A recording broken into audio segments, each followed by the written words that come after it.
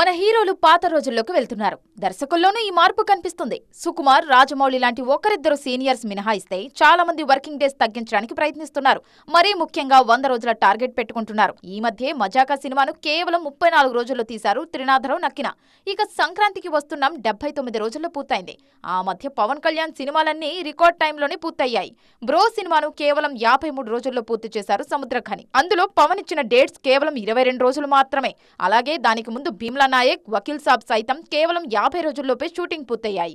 తాజాగా ఓజీ కోసం ఎక్కువ టైం ఏం తీసుకోలేదు పవర్ స్టార్. ఆర్సీ-16 వీలైనంత త్వరగా పూర్తి చేయాలని చూస్తున్నారు బుచ్చిబాబు.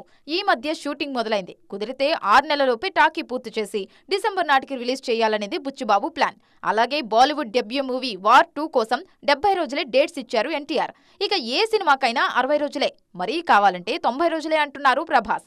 దానికి మించి ఒక్కరోజు ఇచ్చేదే లేదంటున్నారు ఈయన. సలార్, కల్కి లాంటి భారీ సినిమాలు తక్కువ రోజుల్లోనే తీశారు దర్శకులు. అలాగే తాజాగా హను సినిమాను ఫాస్ట్ గానే పూర్తి చేస్తున్నారు ప్రభాస్. స్పిరిట్ కోసం 3 నెలల బల్క్ డేట్స్ ఇస్తున్నారు రెబల్ స్టార్. రాజమౌళి, సుకుమార్ లాంటి దర్శకులను మినహాయిస్తే మరే దర్శకుడికి ఏళ్ల పాటు డేట్స్ ఇచ్చేందుకు సిద్ధంగా లేరు మన హీరోలు. ఒకందుకు ఇది కూడా మంచికే.